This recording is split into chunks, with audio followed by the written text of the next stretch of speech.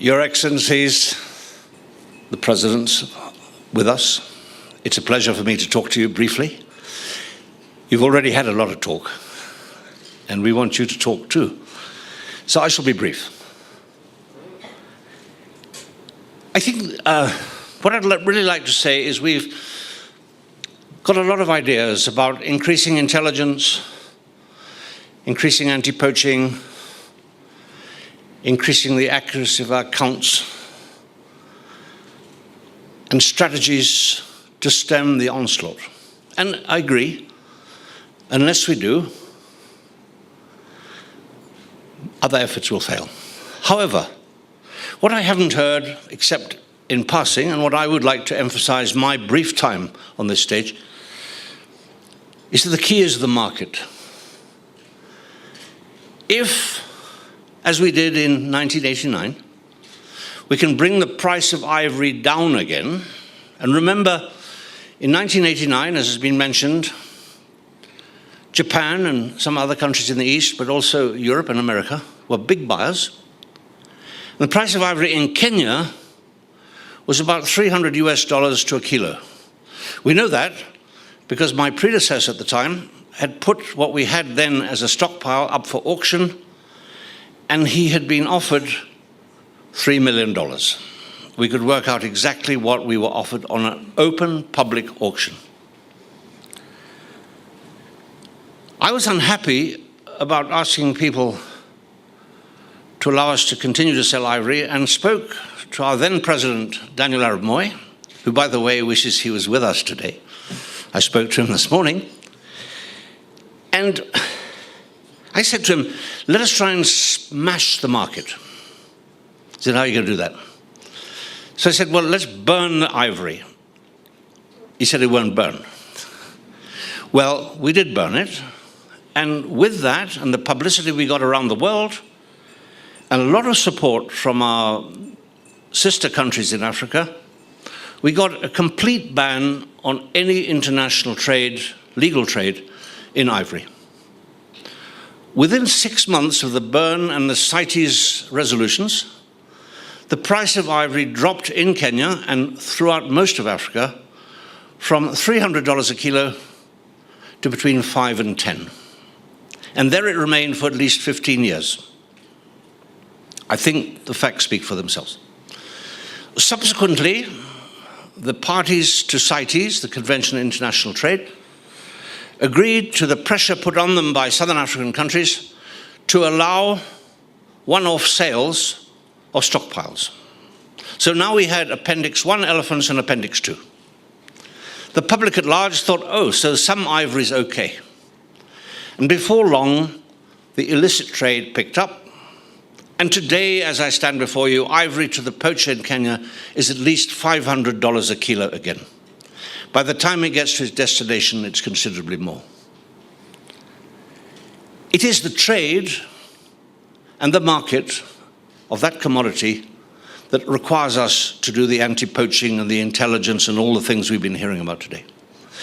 I believe the position taken by Kenya's current president, who is fortunately before us, His Excellency Uhuru Kenyatta, to declare before he appointed me, I'm not sure you should have done, but before he appointed me to be the chairman of KWS again, he declared that he wanted to see the ivory destroyed. And I suspect he may remember the success of the previous burn and he wanted to see it repeated.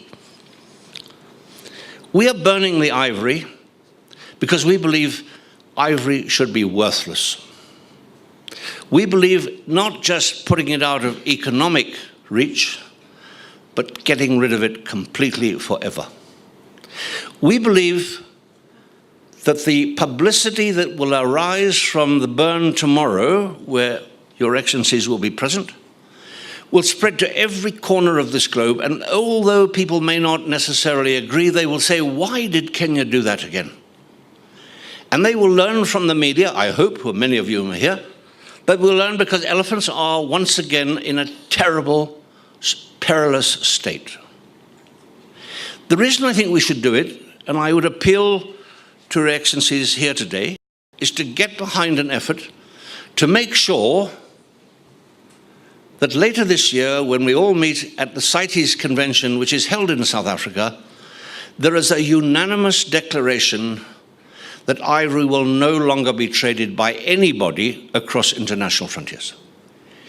It is if you do that, if we can do that, and we can strengthen the measures that have been discussed this morning and will be for the rest of this meeting, then I think we can save the elephant. But as long as there is a vibrant market, because some is legal and some is illegal, with the corruption that we have in many countries of this continent, with the porous borders that we have, we're going to lose the elephant.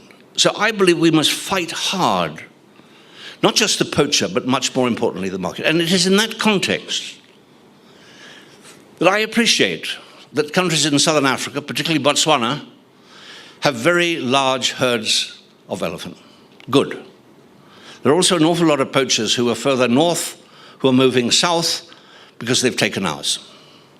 I would appeal to the southern African states to consider the implications of simply holding on to their stockpiles. You are suggesting there will be a future market. There will be a speculative market.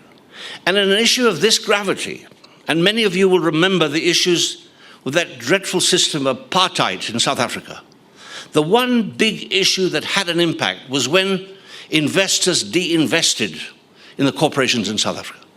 When the pinch began to hurt, then the white apartheid regime began to crumble, along with all the other efforts the ANC and others had done.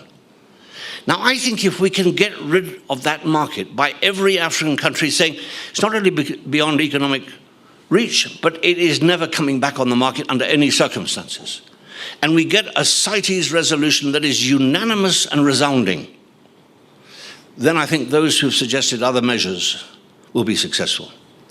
If we can't get that, I think we'll continue this battle. And so my appeal is, let's kill the market once and for all. Let's never again have ivory trade across international boundaries. Maybe in due course, long after I've gone completely, not just come back, we will be able to start talking about eliminating domestic trade in all countries, including the market countries that are there today. This is a long haul, but it won't get started unless we once again destroy the market of international trade. And my friends, your excellencies, all of you gathered here together, it requires political push. Leadership, yes, but also push, bullying.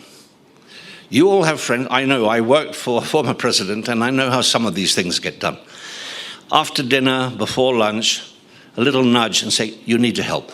We've got to kill the trade in ivory once and for all.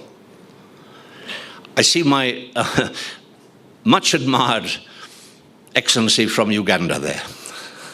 I knew your country, sir, long time ago. And the elephant population was spectacular. It can come back, but it won't come back if the trade remains vibrant as it is today. So my plea, let's do it. Now, we are burning the ivory tomorrow. Some of you will be there, some of you won't be there. And people say, are you having a celebration? Shouldn't you be unhappy? Well, of course we're unhappy. But we are happy because Kenya's leadership has decided once and for all to put its money where its mouth is and get rid of a commodity that's causing us a lot of problems. We are in a celebratory mood because for the first time we got real political action. And linking it, as we have done, to the Space for Giants meeting here in Nanyuki, I think a message will go out that is stronger than any message that has been sent out before. Congratulations to all of you. Best wishes, Your Excellency. We need your help more now than ever before in conservation. Thank you, Excellencies. Thank you, ladies and gentlemen.